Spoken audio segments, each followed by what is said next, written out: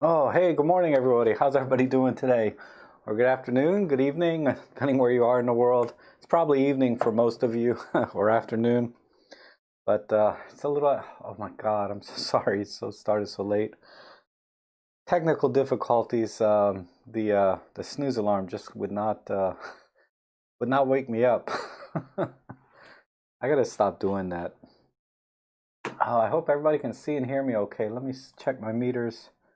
So rushed because I was up late making a video last night and uh, about this little device I've been using, this Live Pro. I've been using it, like I said, for about 3 weeks now in my live streams. And in case you guys don't know what I'm talking about, I can show you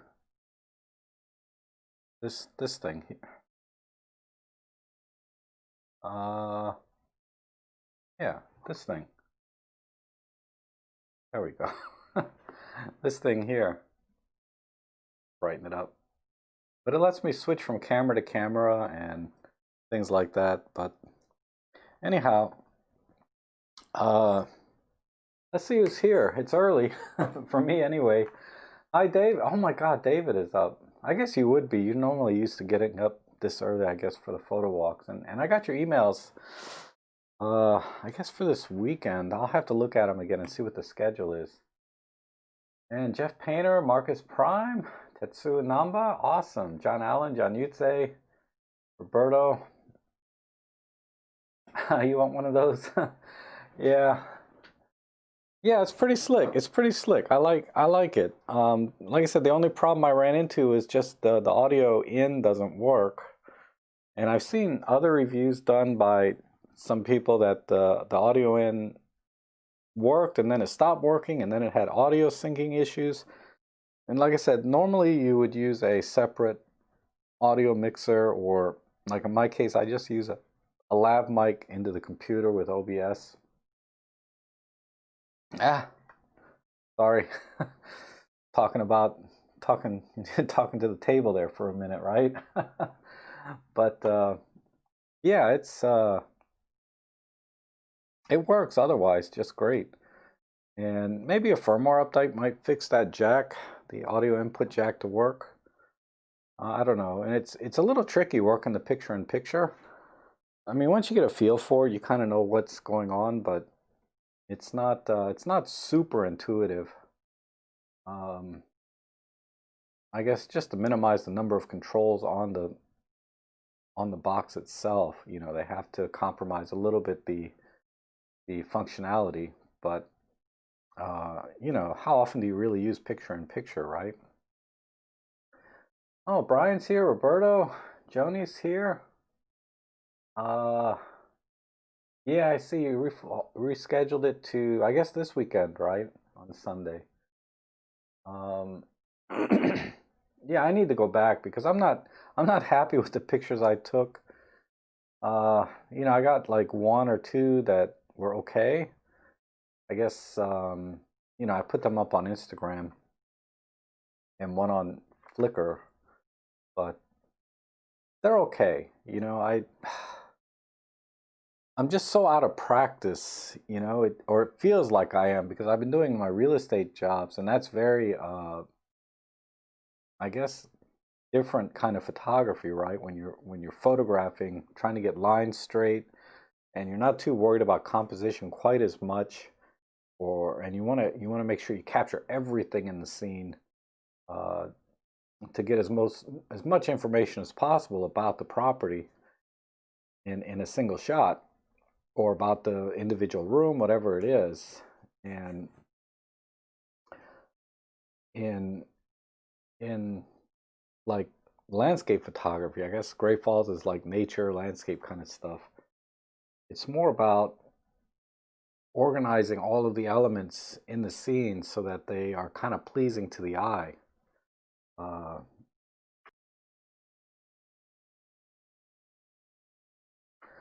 so, you know, whether it's matching, you know, trying to get colors to work together or lines or what have you,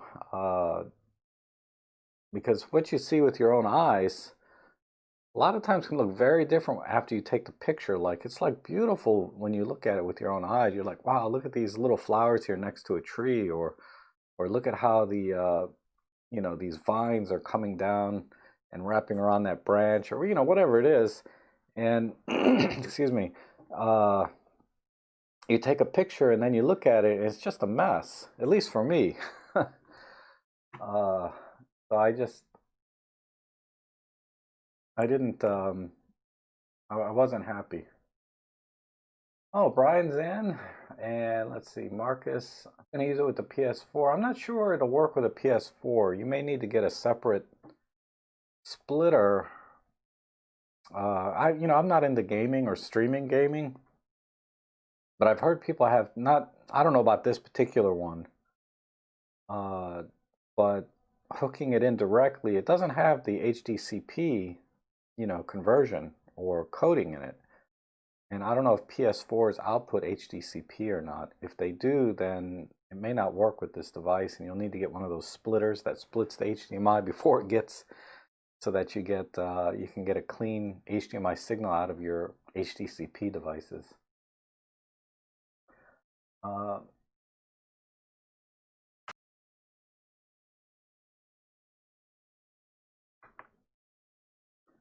oh, Peter Beeks, how are you? From Thailand. Wow. That's got to be an interesting place photographically, right? Depending on where you are. I mean, there's, I guess, deep forest, wetlands and stuff, and then there's the very neon-ish, city life over there.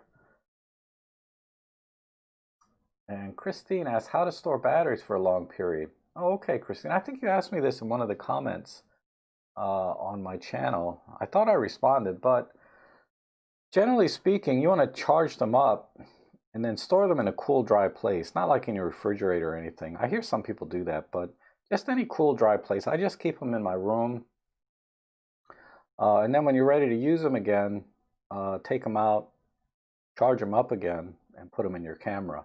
So never leave the batteries in your camera or in the charger, but you want to make sure they're fully charged before you store them, so that when you take them back out again, if they get drained down to zero, sometimes they're very difficult to get started again.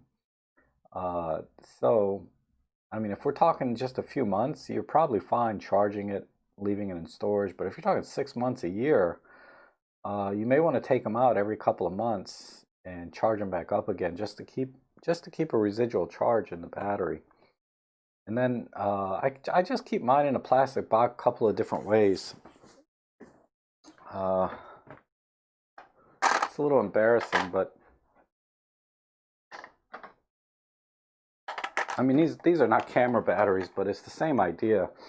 I keep them in little separate plastic containers, and I'd get my camera batteries, but they're under a bunch of other stuff. And then just make sure the metal contacts don't touch each other if you're storing multiple batteries. So just stack them kind of, opposite of each other, and you'll be okay. That's all. The lithium ion batteries that they make now are pretty stable in storage, but keep it away from heat or things like that. Ah, Elaine, oh my goodness, hello. You were in my stream one day, and I saw your comment after the fact, and I didn't say hello, so I want to make sure I say hi, Elaine. And Jim Jones, morning. Listening while you're on commute. Wow, that's interesting. So I guess you have your phone on in your car, I guess through the speaker system, and just listening. Or you take a train and you're just sitting there, right? uh, And Peter says, I live on a small island, so the coast is where I mainly go to look for shots. Cautious of jungle areas, there's a slim chance of coming across snake. Yeah. Wow. Yeah, I'll be sure to say hello. Elaine. I don't mean to miss anybody's comments, deliberately, right?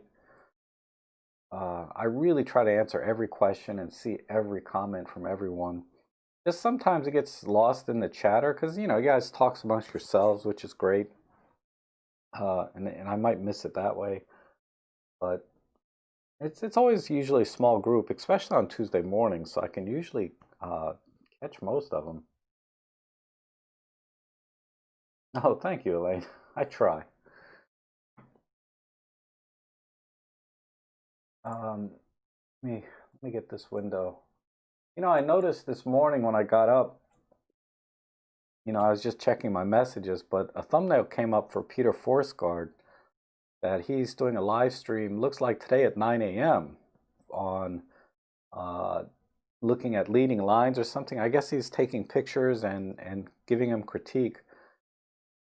And it's overlapping my photo editing stream, so I feel a little bad about that. I don't know, I've been doing the Tuesday ones for a while now, but I don't know if we can coordinate a little better so you guys don't have to pick one or the other or have to watch one later, because live streaming is that it's more fun to watch live, right? Because there's that little bit of what's the word I'm looking for? Unpredictability while you're watching the stream. You don't know what's going to happen, right? Versus watching it in replay, which is fine, but it's not the same feeling, right, that you get when you're watching it live. You just, because it's done, it's over, so nothing bad happened or nothing exciting happened so much during the stream that wouldn't be the same, because it's already happened. Versus if you're watching it live and it actually happens while I'm live streaming, then it's a little more exciting, right?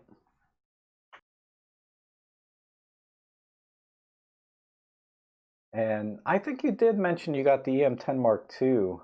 So congrats on that. I'm glad. That's a great camera. How's it working? The focusing okay?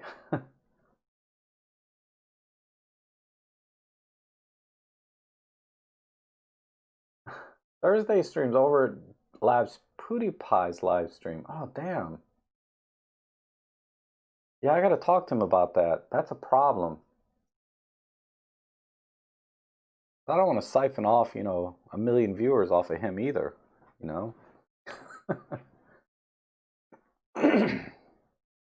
Okay, that's good to hear, Elaine. I know you're having trouble with your EM5, right? The focusing. Oh, I didn't even comb my hair, or let me tidy up a bit. Like I said, I woke up and I just kind of slapped on a shirt and this vest. Oh, it's just I don't know. You know how it is, right? There was something else happening too that I thought was kind of interesting. I watched Robin Wong's video yesterday about how he vlogs, and people are accusing him of like doing full frame or something. I mean, I I don't know. I never get any really criticism on my streams or my vlogs, right? I mean, you always get the thumbs down, but in terms of comments and stuff, which surprises me because I have pants on. Uh, but what surprises me is now I lost my train of thought. What was I talking about? Robin, right? Something surprised me about it. I'm surprised Robin gets any criticism, because his vlogging and videos are, in terms of production quality, are 10 times better than mine. I mean, yeah, I got the green screen sometimes. Sometimes I go out, but I did 2 vlogs last week, and I'm still working on them because the video is so bad. The video portion of it, where I'm talking and recording, and I'm not sure how to. I'm not sure I'm going to be able to publish those vlogs or not, because it would just bore people to tears. I really like James Popsis. He just did a vlog about how he forgot his memory cards and had to go back 3 years later. And I really like that style of vlog. It's not boring. I mean, he hiked and took 3 years to go back to take one picture, right, of a bridge, which I always complain about in these videos, or YouTubers, where they hike for miles or sleep overnight. I mean, they go through great lengths to take one picture. But, you know, at least James took a few pictures and did some drone shots while he was there of that one bridge. So he worked the scene at least.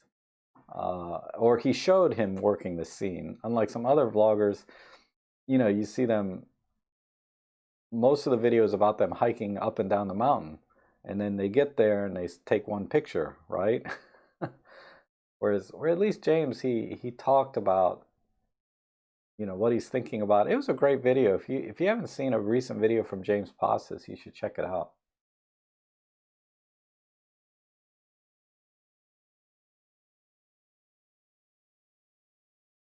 Yeah, I watch a lot of channels. Robin and Peter and Jimmy and Camera Conspiracies, and I was watching the Photo News Fixes for a while. I haven't seen one in a couple of weeks.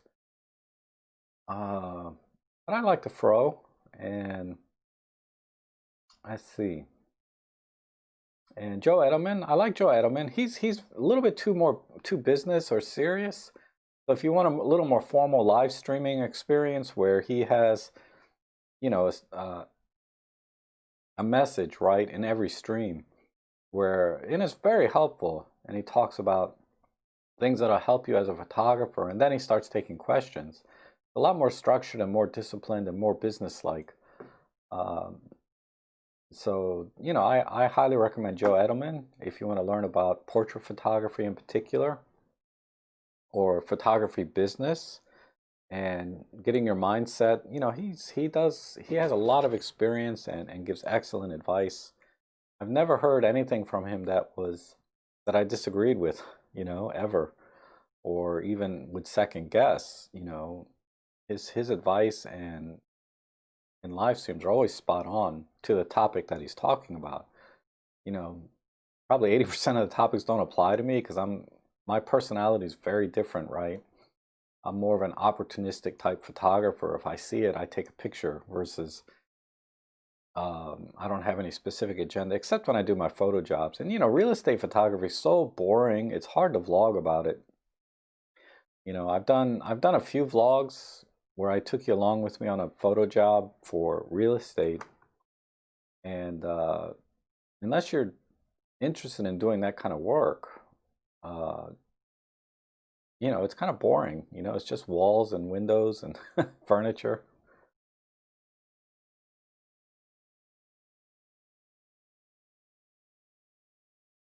And Peter's asking, why ever give a thumbs down? If you don't like what you're watching, just leave. A thumbs up is encouraging and deserved. Yeah, I mean,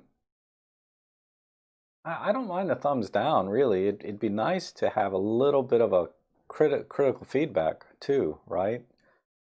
And I did get a lot of, actually, I come to think of it, I did get some feedback very early on my channel. I used to get a lot of critical feedback, but it was always constructive, right? It was about like my verbal tics or my pacing. You know, it's about my delivery, and hopefully that's improved some over the years. I'm a little more used to being in front of the camera and looking at the camera and talking to people. It's just, you know, because I've been doing it for going on 4 years now, right? I started January 2017, so 18, 19, 20. So we're going into 21, so almost 4 years. Oh my God, almost 4 years on YouTube. Yeah, the fro is crazy funny, right? Majory, how are you? From Sydney, Australia, and that's why I started the stream at this time, because there's a lot of people in Australia where your time zone is exactly opposite of mine. So it's I have to do these streams at a kind of an unusual hour for doing streams. I mean, how often do you see a stream at 7 a.m. in the morning, for example, right? At least my time or any time. Most streamers, they like to do 10 a.m., 3 p.m., 6 p.m., you know, some normal daylight hours. But the sun hadn't even come up yet.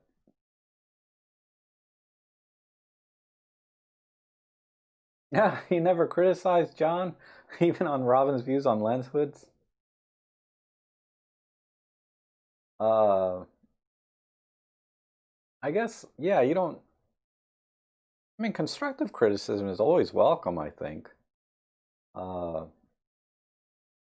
or at least, people should be. If they're so insecure about their, skill set or whatever it is about themselves that they can't take constructive criticism, they have to work on that, right? Otherwise, you'll never grow as a person. You'll always stay within your little box. And I don't know. I think it's important people to take constructive criticism on their streams, or what am I saying? In their life, right? Their life streams, not live streams, but life stream. Because it's what makes the world interesting, right? Craig Roberts. Oh, I haven't heard that name in a while. Uh, he offered paid subscriptions for longer vids. Oh, that's interesting. I thought he made, well, but yeah, he's pretty awesome, Craig Roberts. And I think I haven't seen much from him lately. Is he still making videos even? But his thumbnails used to pop up all the time on my channel, or at least on my YouTube page. I haven't seen much from him lately.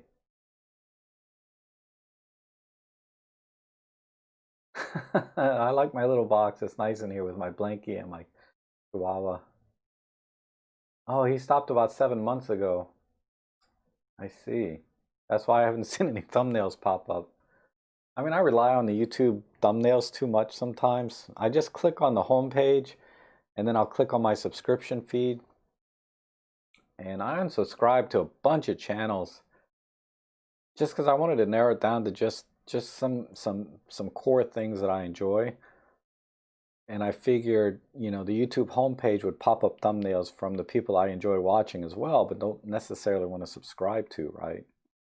So I'm one of those hidden subscribers. I watch their stuff when I can, or I look for them specifically time to time, but I don't I don't necessarily subscribe.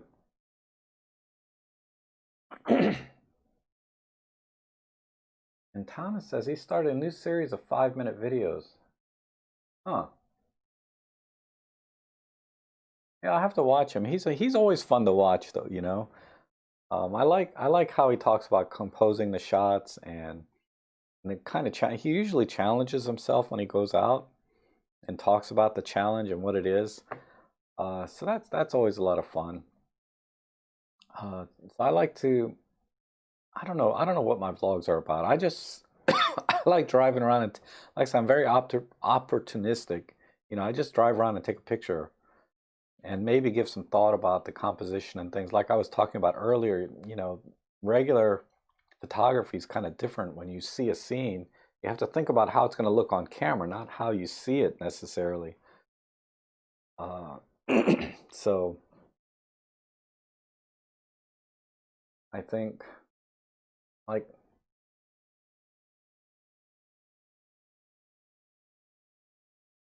oh yeah, you watch his food channel, Vegetable Police, right? Yeah, that's how I found him actually. I found his channel years and years ago when he did I was, this was years ago when I was thinking about a video camera, and he was comparing like the G85 before he even bought his G85, but he was talking about the G85, the Sony A7S. And then I started watching his other videos, because they're hilarious, he used to wear wigs and get costumes. He used to do really crazy things. I haven't watched his food channel lately, but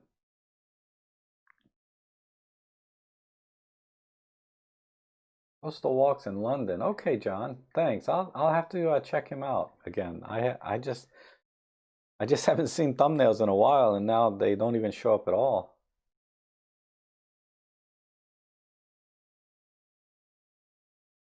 Oh, okay, Thomas. Yeah, like I said, I really like doing my photo drive. drive-by photographer type, because then I can go to new places every time, and I find things like earlier this year, or was it last year, I was doing a lot of antiquing, going to antique shops. I went to an auction. My favorite vlog personally that I really enjoyed was the one where I went to that 50s diner, and then I went to a bar after that, and I went to I drove all around. That's my favorite personal one. I rewatch that one time to time, and then I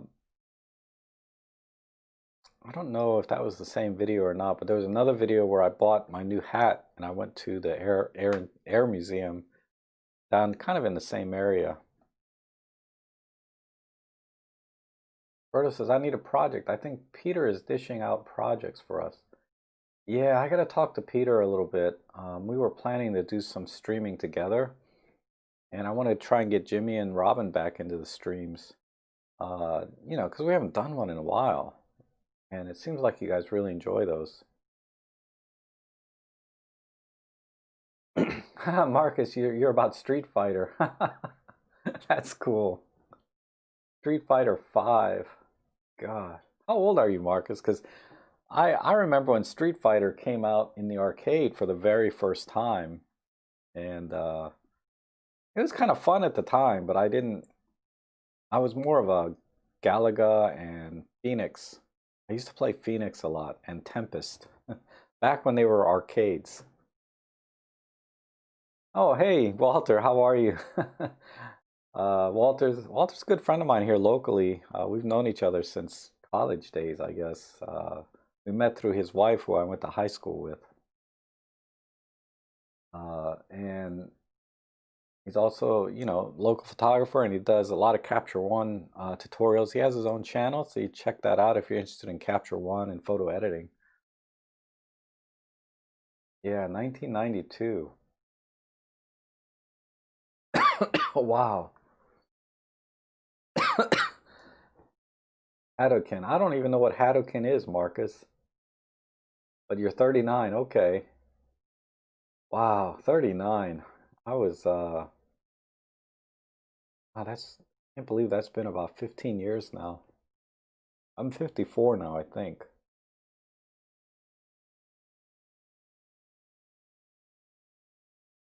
Ah, that's when you met Debbie. Okay. Yeah, hopefully she's doing okay, but we'll talk about that later. Not in the stream. uh, that DJI Pocket 2 looks good. I need something simple for my photo walks. Uh, I have the DJI one, and I bought it for the same reason. I wanted like a very small, lightweight thing to make things simple. And my issue with it was the audio part of it, right? It was difficult it's very awkward to get video or to use an audio mic jack, like separate audio. So you have to record it separately like I used to with my little VP10. I don't know about the DJI 2 if they have like a regular mic jack instead of having to buy an adapter and plug it in. And using the audio directly can sometimes be okay if it's quiet, right? And there's no wind. You can get by with just the internal mics, much better than even our own Olympus cameras in terms of internal mics. But most of the time, it's windy and there's rustling and there's, so an external mic makes a big difference, especially for vlogging, because people want to hear you. Your video doesn't have to be perfect, but if your audio is crappy, it's hard for people to watch, right? So I would say look at the mic jack solution for that, if that's not unreasonable, because working with the adapter is really awkward, and you're always worried about it breaking, because it sticks out so far. I wish I don't even have it anymore. I have my DJI still, but I don't really use it. It's up on my shelf. So that was the main thing. Now the good thing about the DJI 2 is it has the wider angle, because that was the other semi-issue I was having with it, because it was a 12 millimeter focal length equivalent to our Micro Four Thirds, so it wasn't really quite wide enough.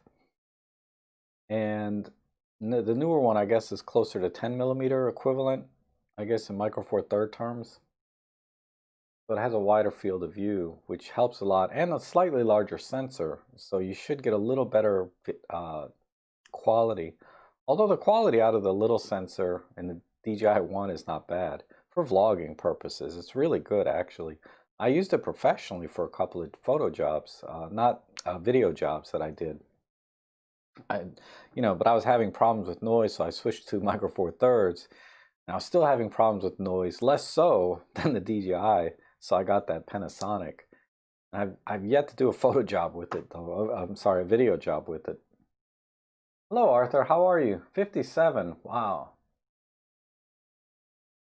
So we're about the same age.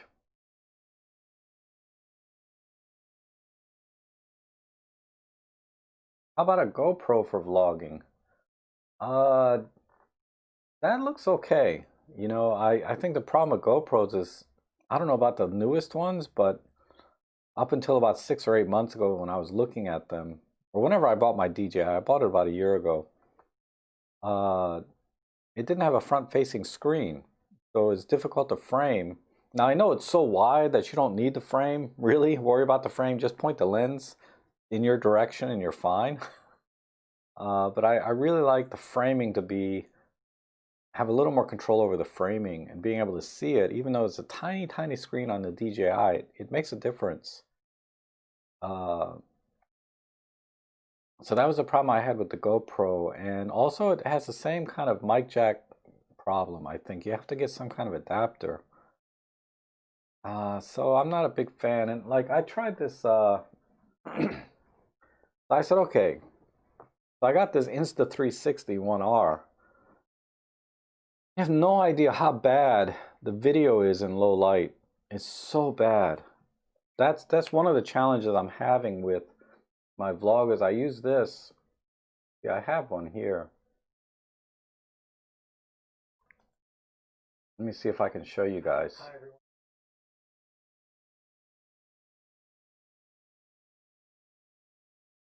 But look how bad that video is. And that's with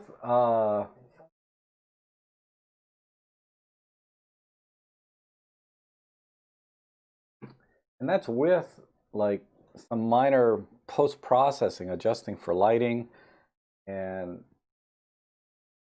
things like that.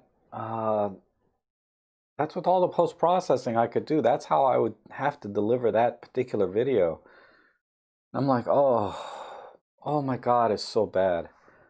So I'm thinking about maybe trying to sell this thing because I don't think I'm ever going to use it. I bought it partially because I wanted to start doing 360 virtual tours for the real estate side. And the picture quality is not cutting it either. It's very gritty.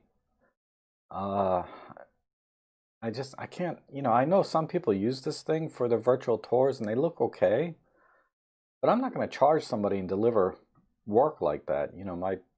My delivery has to be clean, regardless of what I charge the people. Sometimes I spend too much time on a job and I end up making like minimum wage on a photo real estate job, but I don't want to ever deliver a product or, images to a client that I'm not happy with. And that thing is, I don't think I'm ever going to be happy with the quality coming out of this.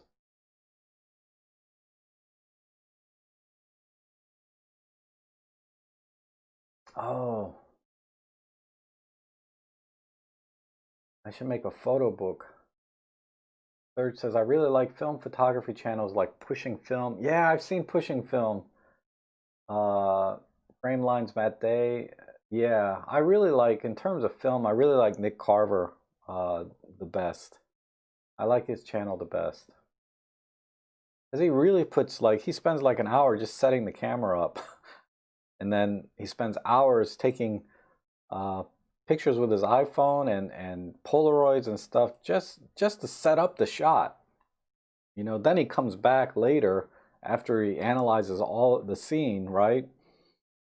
I mean, he puts so much effort into just every shot sometimes. And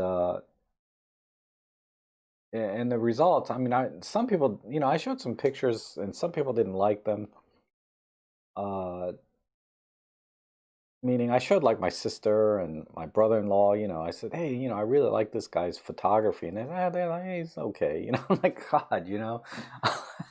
And maybe it's because I know what work went into taking that picture that I really, how come I got no, maybe it's because, I know the work that went into taking that picture that I really appreciate what it looks like. And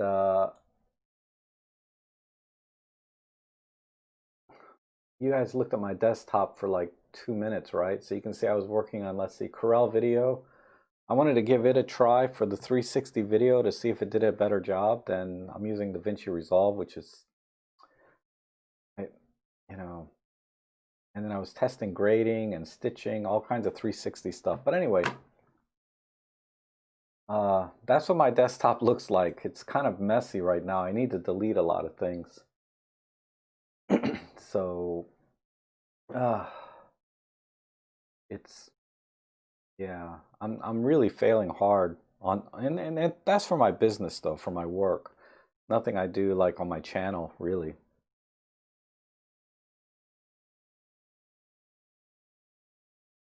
Like being in Scent of a Woman. I haven't seen that movie in 100 years. I barely remember what it was about. That's the one where what's his name is blind, and so he can only smell things. And they talked about that. I can't remember. It was a good movie though, because there was some kid in that was, he was being bullied or something, and by the school. I don't know. Slightly underexposed. That's funny. Uh, Someone didn't pay the light bill. Oh my God. Now Nick is reviewing Scotch whiskey. Yeah. Yeah, he has that Behind the Glass with a Glass series. I didn't watch the latest one because you literally need to sit down and just watch it because they're long, right? But I really enjoy his videos. Hey Trevor, how are you? Al Pacino, thank you. Hooah! That's right, that's where that came from. Oh, you just said it because you couldn't see. Oh, I get it. Over my head again. Oh, anyhow. I got a little tickle in my throat this morning. Excuse me. I have a mute button now.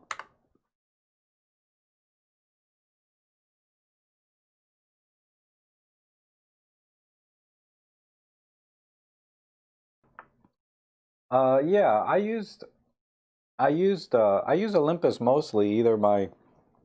Depends on how old it is. I either use my Pen PL3. I use that a lot. Uh, this one, right? Because it has the flip down screen, and then it has the mic adapter that I can put on and actually use a real mic. I use this a lot, and then I switched over to using the EM5 Mark III after this. So that's what the EM5 Mark III kind of replaced this camera. But the EM5 Mark III also takes, great pictures too. So I end up, my last vlog, I ended up using it for both, doing the photos during the vlog and the vlogging itself. Excuse me, and that's why it was a little bit of a challenge. Or that's why these last two vlogs just came out like crap. And I want to publish them because I made some effort to try to vlog, and I know some of the people really enjoyed the vlogging that I do, but at the same time, they weren't very good. I mean, like I showed you that I tried to use this stupid Insta360 thing, and so the first half of the vlog is really bad video quality. And I was using the internal mics because I don't have the external mic thing. And then the other vlog I did in Great Falls, pictures I took were so bad. There was only a couple of good pictures. They were so bad.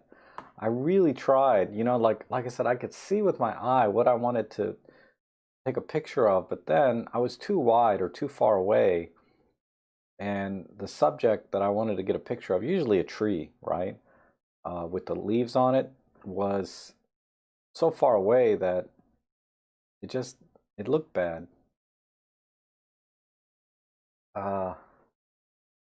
Yeah, another way to lose audio, right? It's not COVID, uh, Elaine. It's just early in the morning for me, and I'm not drinking actually coffee. I had coffee already. This is some kind of powdery stuff I put in water. Uh, I guess technically it's soup, but it's a breakfast, some kind of breakfast mix, and it's got little fine particles in it that while I'm drinking and talking, you know, you get it in your throat.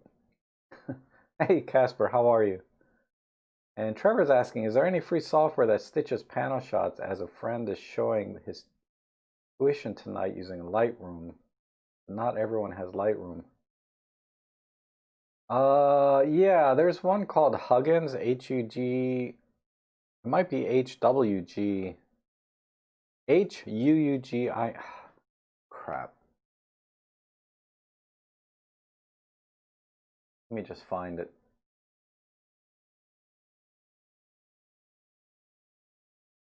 There's another one called Microsoft Ice.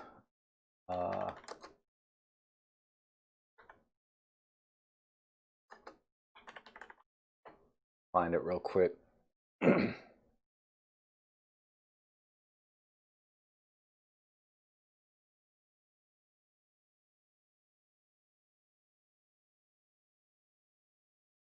I'll give you a link here. I'm going to put this link in.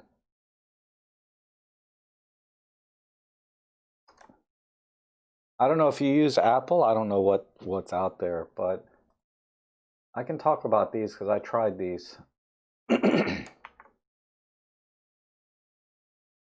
Where's this button? Hold on. So, let's see. Huggin, H-U-G-I-N. This is free. I don't know if they have, yeah, it's just Windows and Mac. And then there's, so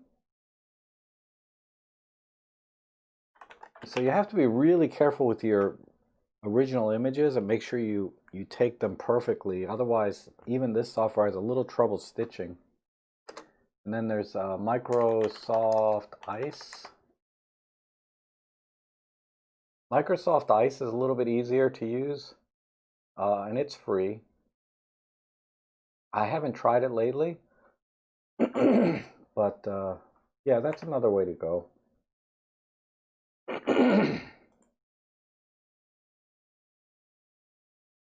Oh, Workspace does a good job on Pano. I didn't know. I think I've only used it once.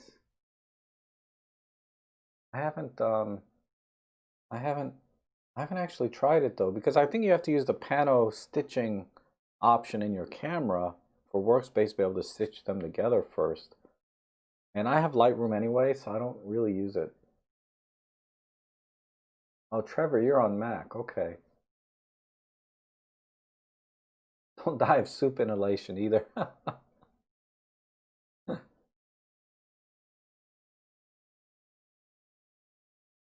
Okay, yeah. But that's okay, Trevor. Hopefully that helps a little. But there's free ones out there. If Microsoft has one, I'm sure Apple has one. I'm just not a big Apple user. If Walter was still here, he could probably tell you one. Yeah, you got to be in an art mode, right? Yeah, because I did a video on it once, and I don't know if they changed. I think the new EM10 Mark IV does it in camera now. I wish they could do a firmware update and do it for all the Olympus cameras. But it's not going to be, it's not going to be the same as really doing the panorama properly. You get a gear head. I'll show you mine.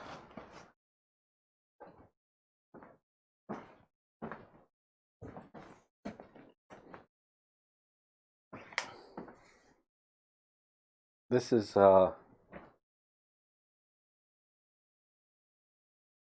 it's hard to see with this background, right? Everything is dark. I'm dark, the background's dark, and this is black. But this is a gearhead that has notches in it, and it clicks into different positions, right? So you can get exact, you have a little more precision when you're turning. You don't really need this so much. And then I also have a leveling base sometimes. You really should use a leveling base instead of a ball head. But I was in a hurry, so I didn't attach my leveling base. Then and then you have this nodal rail to fix the parallax error. So you find the nodal point of your lens.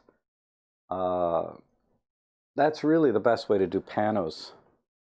And once you do all of that perfectly, then you can use just about any free software because you're not going to have any stitching error problems.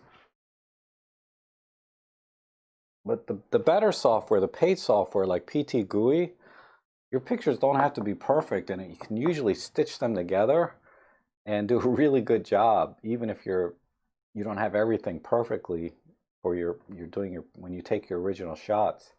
I mean, you can't be way off, but you can be a little off and still get really good stitching. But the free software, if you're a little bit off and don't use things like that, sometimes it doesn't line things up properly, and you have to go back and edit and fix it yourself.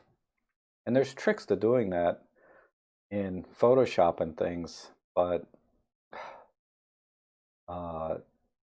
it's worth spending, like, I think I spent about $50 for that, $30 or $50 for that rotator thing. You don't really need that. All you need is the nodal rail, which is like 20 bucks. You can spend 20 bucks, get a nodal rail, make sure your tripod is perfectly level, and then just turn it yourself. It looks like a character in a Star Wars movie. That's funny. I didn't think of that, but you're right. Oh, Walter. Oh, you're still here, Walter. So PT GUI. Okay. Yeah, and PT GUI is like 150 bucks, right? I mean, it's not cheap, but it works exceptionally well. I tried some other free ones. The other one I like that's only about $80 is Panorama Pro, I think it's called. I almost bought that over the PT GUI because it was like half the price. And it did equally as good a job in stitching. It didn't have quite as many options that as a professional you might really appreciate, but if you're kind of an enthusiast, Panorama Pro is really good for 80 bucks. And they probably have a Apple version too.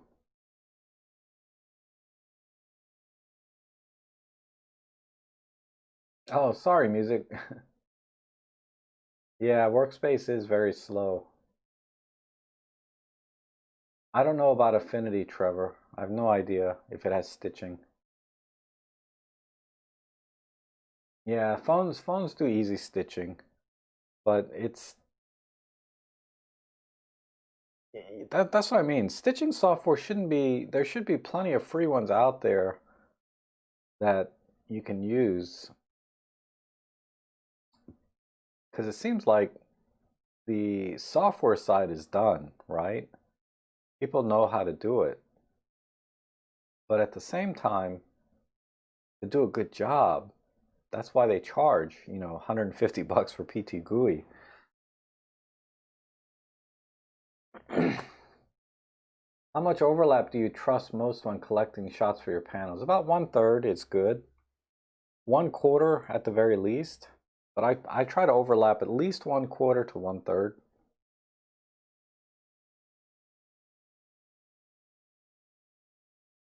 So that was from Matthew. Oh, Jeff Painter says, thanks for the advice on laptops for workspace. Now I have a 17-inch HP i7 6-core CPU, 8 gig of RAM, 6 gig. Awesome. Workspace is now very quick. Yeah. Yeah, that's an awesome system. I really like HP. They do a good job with building their laptops generally. I mean, every manufacturer has those that you don't want to buy, but you're pretty safe when you buy HP. That's going to be pretty decent.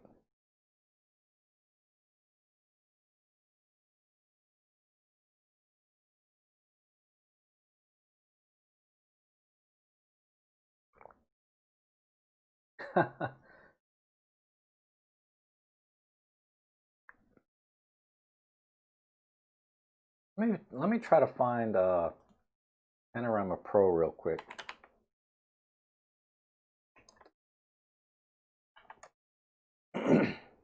Oh, it's not called that. It's called what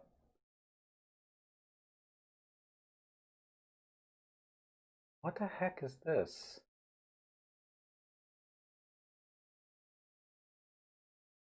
Panorama Studio. Yeah, this one.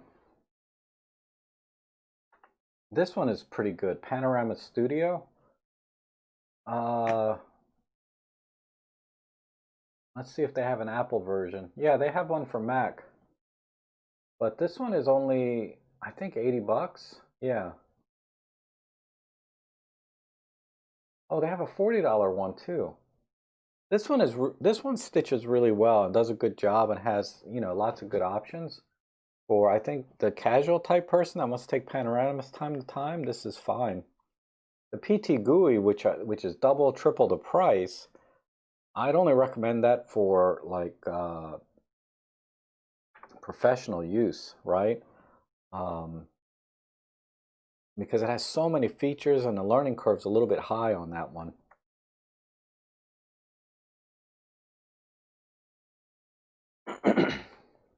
Okay, Walter, we'll see you later. Thanks for dropping in.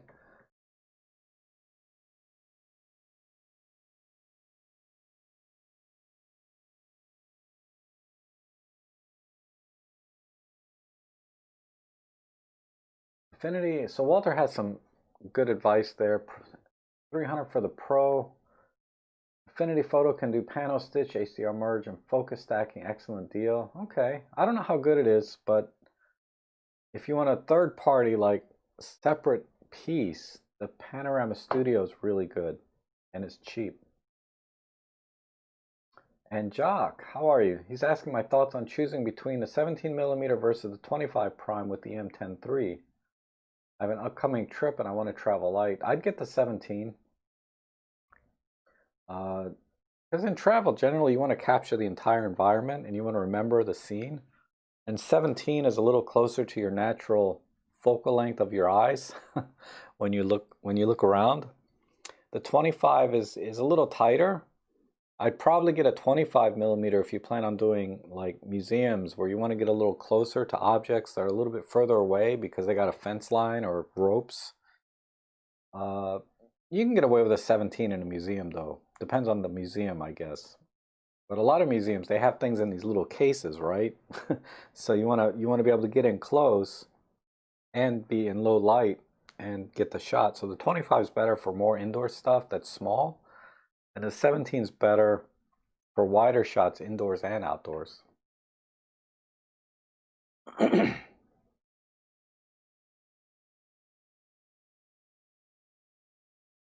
Yeah, Von Schwarzschild just is saying, yeah, both are awesome. Does anyone have practical tips for taking pictures of children on swings? How can I reduce the exposure time a lot, but the point of focus is constantly going back and forth? You have to use, what I would do is fix the focus on the point that you want to catch them on the swing. So if they're here or over here, pre-focus to that point and then do continuous high-speed shutter with a manual focus fixed. Do it that way. That's the best way. And then, it's spray and pray at that point, right? You just want to get lucky and catch that one shot where it's perfectly in focus. Maybe use a higher aperture number so that you have a wider depth of field, so more chance of getting things in focus. But those are the two things I would do.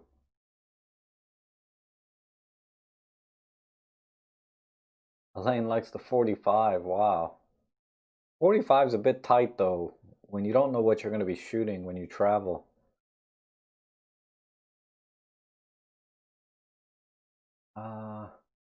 Nature says, sorry I'm late today, but involved with additional screen to iMac and working with Affinity Olympus work. Wow.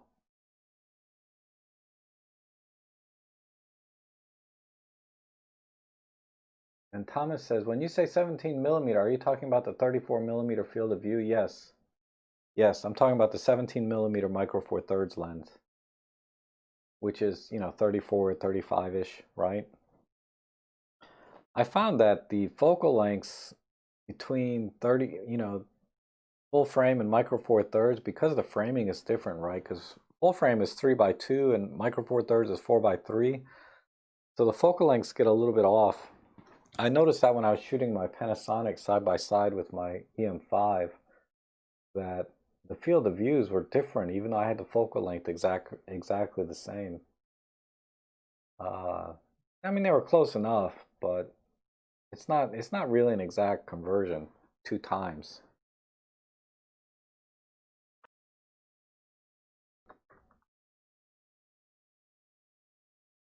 And Roberto says, think of buying EM1 Mark II with a 12 to 40 or 12 to 200. Yeah, get the 12 to 40. That 12 to 200, I'm not too impressed with.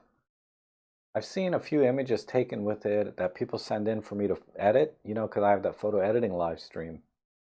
And they're always kind of soft, especially at the long end.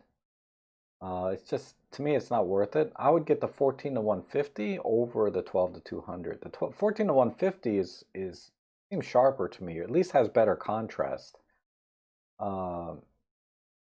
with the images I've taken with that. And the 12 to 200 is heavy lens. Not that the 12 to 40 is a lightweight, but it's lighter than the 12 to 200, and it's smaller, more compact. Definitely sharper, and definitely the low light at f2.8 is going to make a much bigger difference. I mean, the 12 to 40 on an EM1 Mark II is like bread and butter. I mean, those two things are made perfectly for each other. So that's where I would go, no question.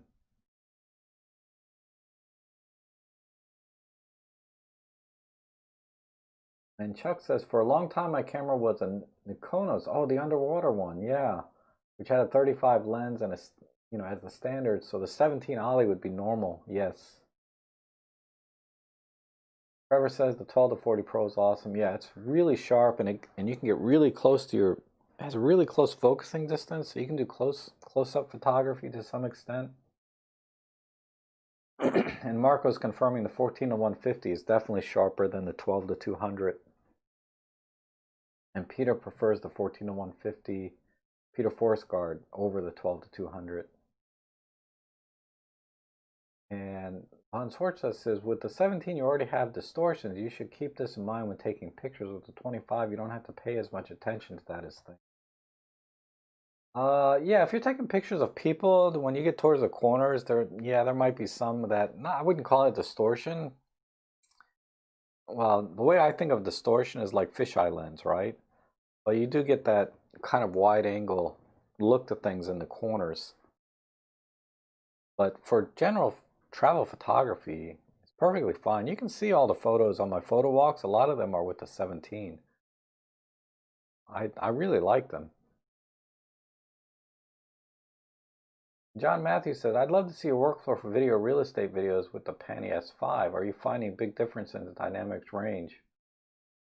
Yeah, I'll have to actually use it on a job. I haven't had time to compare them side by side.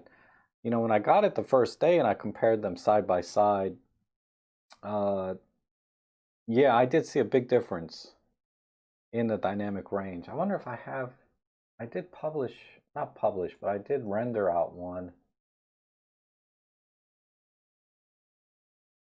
Uh, where is it?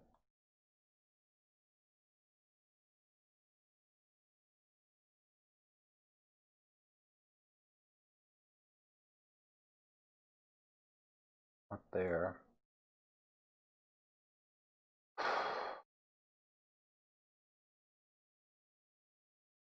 Let me look at my work folder real quick.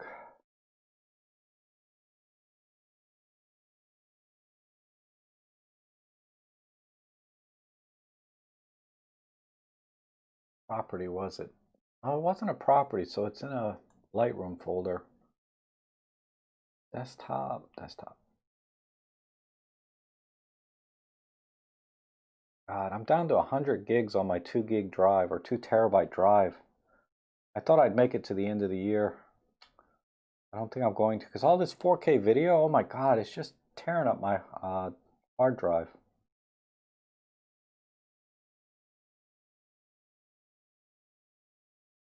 How did I buy that camera? Something about here.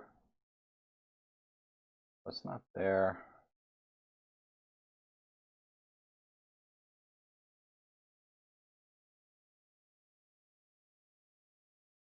Yeah, this is.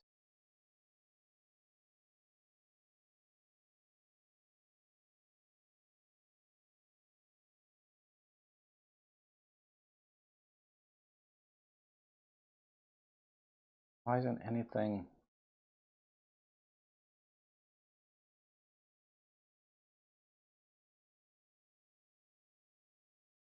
Well, let me just show you guys what I'm doing. My live stream.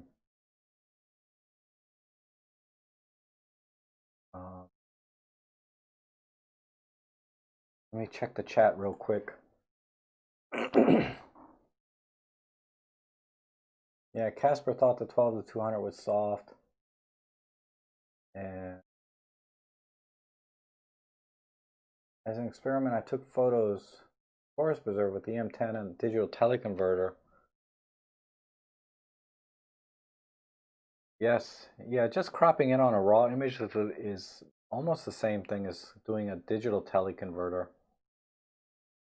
Almost the same, not quite.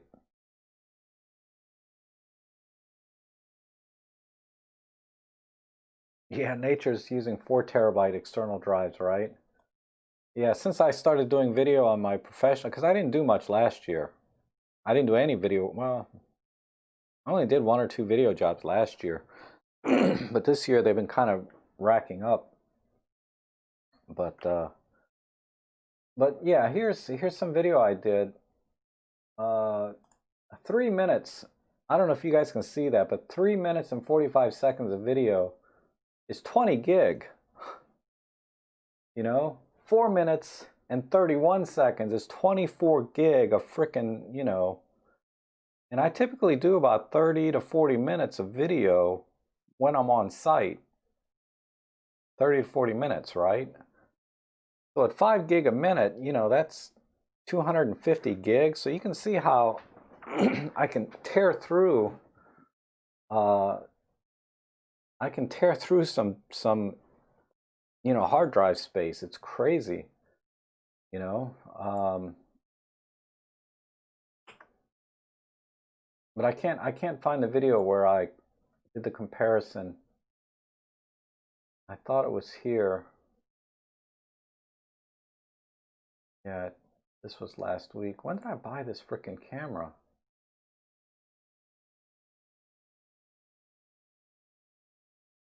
That is the, yeah, I didn't buy it then. Maybe the 23rd? Nope, there's no video on the 23rd. The 24th, that was only a couple days ago.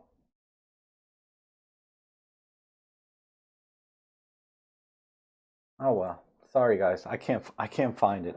But the dynamic range, yeah, it was pretty substantial in the shadow area. Because I did some shots or video in my backyard, and the graininess on the M1 Mark III in the shadow areas was pretty bad, and all the detail was gone. It's very blotchy, right? Like high ISO kind of noise. But then the Panasonic was clear.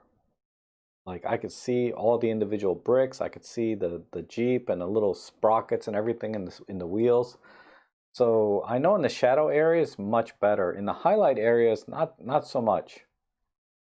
It was a little better on the Panasonic, but in the highlights, I would have been happy with either one in terms of grading and bringing the highlights back in. But it was really in the shadow areas that, you know, the Panasonic crushed it and did a great job over the M1 Mark III. I guess I could have just said that instead of wasting 10 minutes trying to find the file. But I'll do a side-by-side comparison and review of the M1 Mark III or Mark II against the Panasonic S5. I think spoiler alert, in photography, I'm not going to see much difference, the way that I shoot. And then in video, though, I think that's where I'll see the biggest difference. And that's why I bought the camera, was for the video side.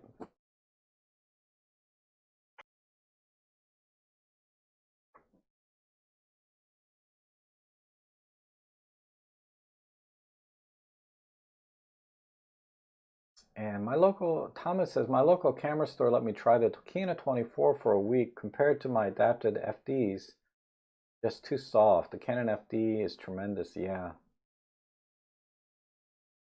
Yeah, so the 24 millimeter is no different than the 28 millimeter I have, because it's soft, wide open. You have to stop it down to like f4, f5, 6 at least before it sharpens up, right? Arthur chooses by size and weight. Yeah, definitely. I look at the focal length that I need, and then I try to find the smallest, lightest version of that focal length, definitely.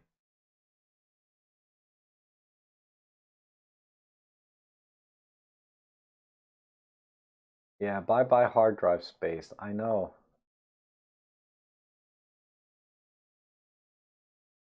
Yeah, Nature says, scary to see how much space a 5-minute video will use. I fill up a 64 gig memory card when I do 2 or 3 scuba dives. I know, right? And I'm shooting in like 150-bit, man, if I was shooting like a GH5 with 400-bit, 4KK 2-bit, I mean, 10-bit, I mean, I just can't imagine the file sizes.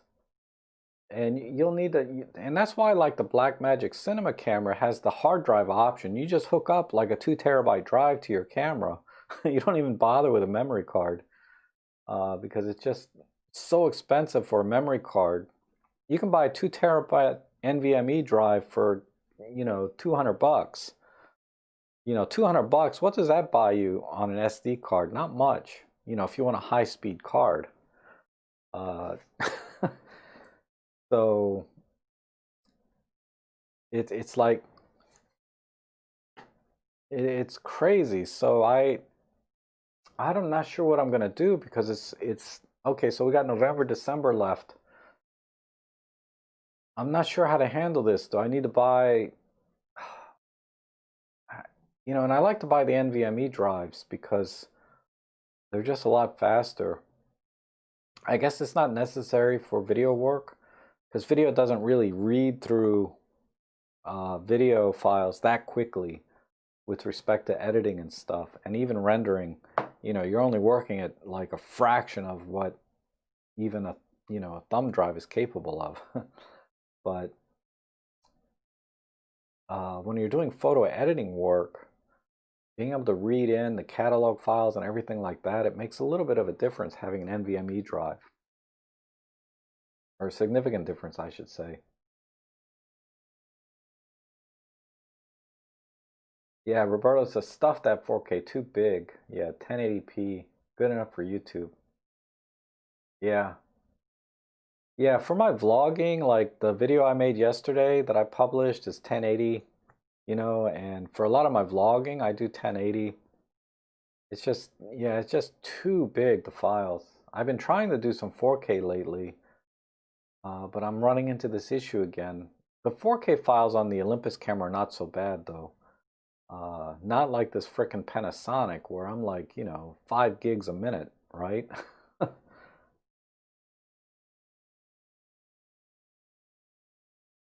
Oh, John Matthews says, Red 35 did a video, Olympus Holy Trinity of lenses, what are mine? Wow, nothing like his, man. He's all pro glass, right? I did watch that video. Uh, I don't have a Trinity. I usually I like the 12, okay. The lens I usually go out with if I'm going to do a photo shoot is my 17 millimeter and my 12 to 32 Panasonic kit lens. That's two. And the third lens is usually, oh, if I had to pick, let's say I had to pick 3 lenses, right? Because every job is different. My real estate photography, I only need 1 lens, the 7 to 14.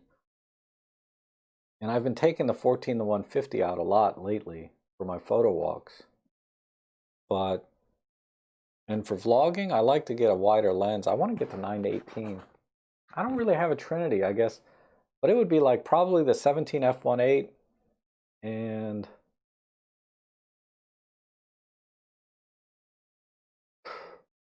that's the only lens I really, if I had to pick 3 lenses, definitely the 17 would be one. And my 8mm fisheye 1.8 lens, I don't use it very much, but I definitely would want to have that.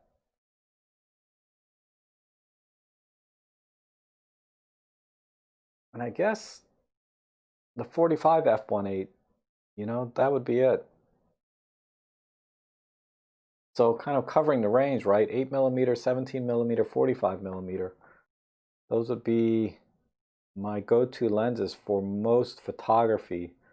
And then if you need to do birding or wildlife, you would need a long zoom. In that case, I'd either do 40 to 150 Pro, which I'm thinking about getting, but I really need a wider lens for my use case.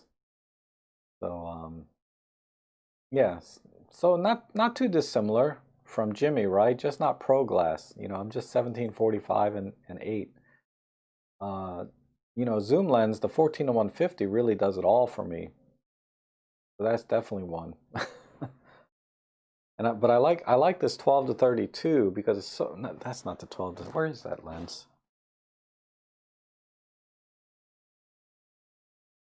I think it's over there. But the 12 to 32 or 14 to 42, the kit lens is perfect for me too. I like the 12 to 32 because it's a little bit wider, so I can do some vlogging. The problem is these days, everybody's watching YouTube on their 4K 75-inch TVs. Really? I'd be surprised if that were the case. And Nature's saying, when you put photos into a video clip, are these raw? If so, what happens to the photo as a 16:9? No, when I dropped the JPEGs in, and if I can, I usually drop in like a reduced size, like a 2 megapixel version of it, if I'm doing 1080p video, because somehow photos, I noticed when I stack them up, at least in DaVinci Resolve, when I start stacking photos up, because I'm doing the real estate stuff for video. When I start stacking the photos up, it eats up the video card's memory, and I keep running out of memory space on my video card. So a lot of times I'll downsize the photos down to 2 megapixel size, 1980 by or 1920 by 1080 size instead of the standard 5000 by 4000 size that the files are normally. And it works a lot better, and you don't see any difference in quality in video. When I'm working with 4K files, I might reduce it down to the 4K size, 3840, on the long end.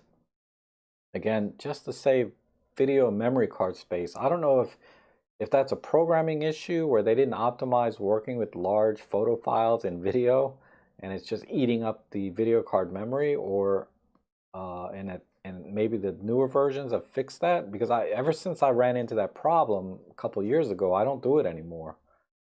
But sometimes, if it's only 1 or 2 pictures, I can drop those in as is, straight out of camera JPEGs. But if I'm doing multiple images, then I have to reduce the size, or I've gotten in the practice of reducing the size before I do editing. And then as far as aspect ratio, if you've seen some of my vlogs, I'll have to shrink the picture down and then add a little background shadow to it, so it looks like it's slightly framed within the 16:9 window. And that's what I do with the 4:3 aspect ratio, is I shrink it down to about 90%, and then I drop a shadow behind it so that the 16:9 is framing the 4:3.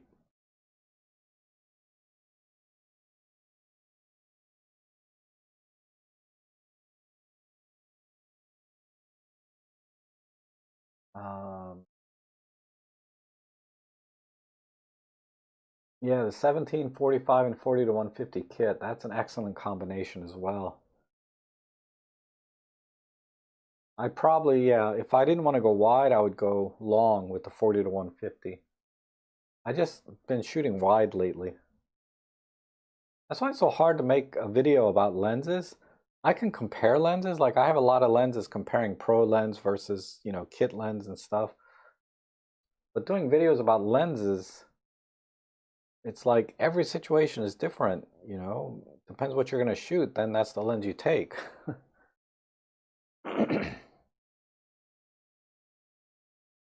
Music said he used the 40-150 zoom this past Sunday. It was brand new for 84 bucks. That is the best lens ever. That's why I do have a video about that lens. Uh, that lens, if you don't have that lens and you only have a kit lens, that's the next lens I would recommend you get is the 40 to 150. And after the 40 to 150, the 45 millimeter prime or the 17, either way.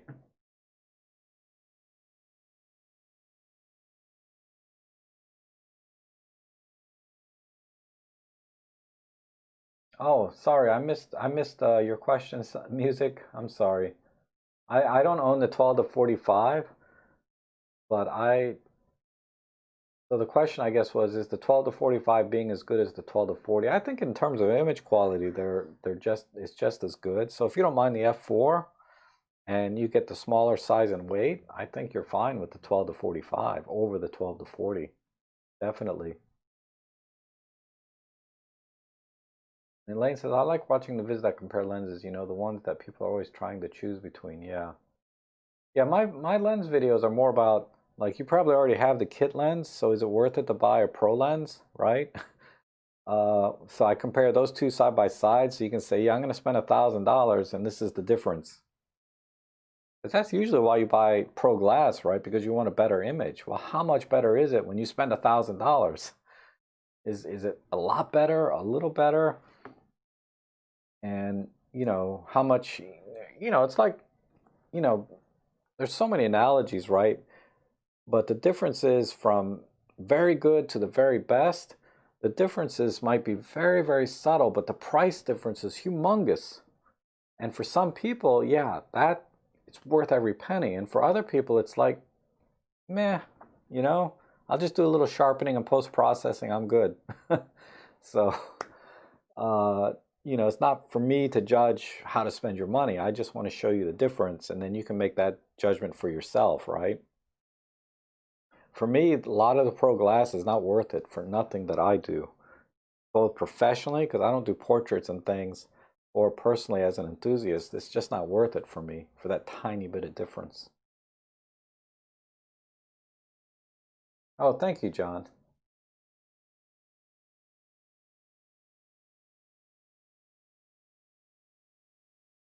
You need to have a lower f-stop to justify.